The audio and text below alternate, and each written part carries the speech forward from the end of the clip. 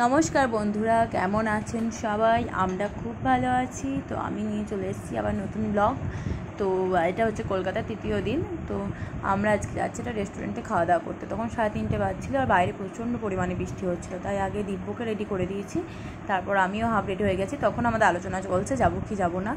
তো তারপর অবশেষে গেছিলাম আর ছেলের জন্য প্যাকেটের জামা, প্যান্ট, একটা ওয়াইপস, হাগিস এগুলো নিয়ে নিয়েছিলাম। খাবার, জল এগুলো তো মাস্ট নিতেই হবে। তারপর এতটাই বাইরে বৃষ্টি হচ্ছিলো সেজন্য আমরা বাসে না গিয়ে একটা উবের ভাড়া করে নিলাম।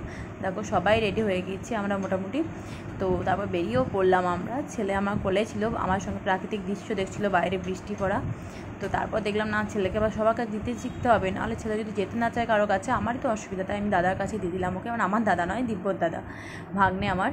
তো ওর কাছে দিলাম, ও সামনে যেতে বসলো। ছেলে খুব আনন্দ করতে করতে এসেছে। তারপর তো মানে আমার বড় বৃষ্টি, তাই আমরা রেস্টুরেন্টের সামনেই দাঁড়িয়েছিলাম। যেহেতু তখন 5:30 বাজছিল, তখন তো মানে রাতের খাবার খাওয়া সম্ভব নয়, তাই আমরা সামনে দাঁড়িয়েছিলাম, বরের জন্য অপেক্ষা করছিলাম। বর ওখানে আসবে, তার ফাঁকে ছেলের খাওয়ার টাইম হয়েছিল, তখন 6টা বাজছে, তাই ছেলেকেও খাবার খাওয়াতে লাগলো পিপি। আর এদিকে আমি ভিডিও করছিলাম। আর পাশে যে চায়ের দোকানটা দেখলে, ওখান থেকে আমরা প্রথমে 1 কাপ চা খেয়ে নিলাম। বাট ওই চাটাতে বেশি চিনি দেয়নি, তাই আমার ভালো লাগেনি। তন্দুরি চা খেলাম, দারুণ খেতে। তারপর দেখো ওর বাবাও চলে এসছে। তো মানে বাচ্চাদের এটাই হয়, মারা যতই করো না কেন, বাচ্চাদের প্রতি মানে বাচ্চারা বাবার প্রতি একটা আলাদা টান অনুভব করে। আমার দিব্যরও মানে ব্যতিক্রম নয়। তো তারপর আবার আমরা চা অর্ডার করে দিলাম, যে বেশি চিনি দিয়ে চাটা যেন দেয়। তো দেখো তারপরে বাবা আর ছেলে মিলে হাই করছে আমার ভিডিওতে। তো দেখো তারপর আবার চা দিচ্ছে। আমার খুব ভালো লেগেছে তন্দুরি চাটা। তো এটা আমার মানে খুব ভালো লেগেছে বলতে, ওইদিকে ফল কিনছে ওরা, ওখানে কত রকমের ফল, আমি সব ফলগুলো দেখেও নি কোনো দিন। দেখো তারপর আমরা চাটা খেয়ে নিলাম, খুব ভালো ছিল চাটা, তন্দুরি চা।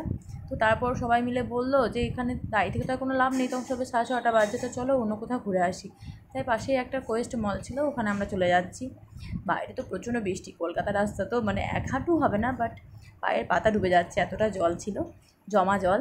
তারপর দেখো আমরা মলে চলে এলাম। যেহেতু সাউথ সিটি মলে আমাকে ভিডিও করতে বারণ করা হয়েছিল, তাই আমি এখানে সাহস নিয়ে ভিডিওটা করেছিলাম শেষের দিক করে। আর এখানে আমরা কিছু কেনাকাটা করতে পেরেছি, কারণ এই জায়গাটা আমাদের সাধ্যের মধ্যে ছিল। তো দেখো কিছু কেনাকাটাও করে নিয়েছি, আর বাকিটা তোমাদেরকে দেখাচ্ছি ভিডিওতে। ব্লগটা যারা যারা গিয়েছে জায়গাটা, তারা প্লিজ কমেন্ট করে যে জায়গাটা কেমন ছিল। আর এই দরজাটা তো আমার দারুণ লেগেছে, কারণ আমি গ্রামের মেয়ে, তাই আমার শহরে সব কিছুই ভালো লেগেছে। আর দেখো ছেলে দেখো কয়েকটা মানে বাইরের লোকের সাথে কত সুন্দর মিশছে, মানে ওদের সঙ্গে হাসাহাসি করছিল। তো সেটাই আমি কিছুটা ক্যামেরায় বন্দি করলাম। তারপর দেখো আমরা আবার চলে এসেছি রেস্টুরেন্টে। আর ভিডিও করা হয়নি আসার সময়, কারণ তখন প্রচণ্ড বৃষ্টি হচ্ছিলো। ছেলেকেই কোলে নিয়ে আসছিলাম, কারণ ছিল ওর বাবার কাছেও থাকছিল না। এদিকে দেখো আমাদের অর্ডার দেওয়া হয়ে গেছে, আমরা বসে আছি, সেই পাকে ছেলেকে একটু খাবার খাইয়ে নিচ্ছি, কারণ তখন মোটামুটি 9:45 বাজছে। আর ভাগ্নেকে বললাম একটু ভিডিও করো, তো ভাগ্নে ভালো ভিডিওটা করতে পারিনি, তাই আমি নিজে নিজেই ভিডিওটা করে নিলাম। তো চলো এবার ছেলেকে খাওয়ানোর টাইম হয়ে গেছে। হ্যাঁ, বেলুনটা মানে রেস্টুরেন্টের নিচেই কেনা হলো, ওইটার দিকে তাকিয়েছিল, তাই দিদিভাই কিনে দিয়েছে ওকে। তো দেখো তারপর আমরা ওকে খেয়ে নিলাম। আর বরকে বললাম একটু ভিডিও করে দাও আমাকে, কখনো তো করে দাও না, তাই বর ভিডিও করে দিচ্ছে। আর এদিকে ছেলেকে আমি খাইয়ে দিলাম, আর খাইয়েও ঘুম পাড়িয়ে দিয়েছিলাম। তারপর দেখো আমাদেরও চলে এসেছে একটা অর্ডার, বাটার নান, বাটার চিকেন আর তন্দুরি। তো আমার এই খাবারটা বিশেষত খুব ভালো লেগেছে। আর আমাদের জন্য ছিল বিরিয়ানি, বাট আমার বিরিয়ানি ভালো লাগেনি একদমই, আমি আমার ফিডব্যাক দিলাম। আমার ছিল চিকেন বিরিয়ানি, আর বাকিদের মাটন বিরিয়ানি ছিল। কিন্তু আমার বাটার নান, বাটার চিকেন এটা আমার খুব ভালো লেগেছে। আমি যদি কখনো যাই আবার আমি ওটাই খাবো। তো দেখো তারপর চলে এসেছে ভাই আর দিদির মধ্যে ঝগড়া। ওরা কে বিল পেমেন্ট করবে সেই নিয়ে ওদের কথা কাটাকাটি হয়ে গেছে। আর এদিকে আমার দিব্য এখন ঘুমাচ্ছে। তাও তো সবার শেষ খাওয়া, কিন্তু আমার নয়, যেহেতু কোলে আমার বাচ্চা, কিছু তো করার নেই। তারপর দেখো আমরা এতটাই বৃষ্টি হচ্ছে আবার উবের ভাড়া করলাম, কিন্তু উবের 4 সিটের, তাই বর আর জামাইবাবু যেতে পায়নি। তো ওরা মানে বললো বাসে চলে যাবো, তোমরা চলে যাও। তখন মোটামুটি 10:30 কি 11টা বাজছিল হয়তো।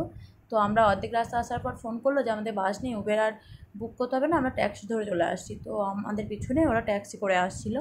আর আমরা অনেকটা আগেই যেহেতু চলে এসেছিলাম, কারণ ওরা বাস দেওয়ার জন্য একটু অপেক্ষা করছিলো। তারপর দেখো বাড়ি দেখি যে পান মশলার মধ্যে ওরা কিছুটা নিয়ে চলে এসেছে, যেটা শেষে দেয়। তো এসে বাড়িতে সবাই ভাগাভাগি করে খাচ্ছি। আর এদিকে দিব্য তো ঘুমিয়ে গেছে আর ওঠেনিও। আর এদিকে আমাদের মানে সাথে একটা থামস আপও চলে এসেছে। আর এদিকে বরটাও মানে চলে এসেছে বাড়ি। তো দেখো আসছে, এসে কচকচ করছে যে এই একটা ভাড়া করে নিলে একসঙ্গে চলে আসছে। তো কি আর করা যাবে। সাথে আমরা শেষ মুহূর্তে একটু কোল্ড ড্রিঙ্কস খেয়ে আমাদের আজকে ব্লগটা শেষ করছি। কেমন লাগলো অবশ্যই জানিও, ভালো লাগলে লাইক, শেয়ার, কমেন্ট।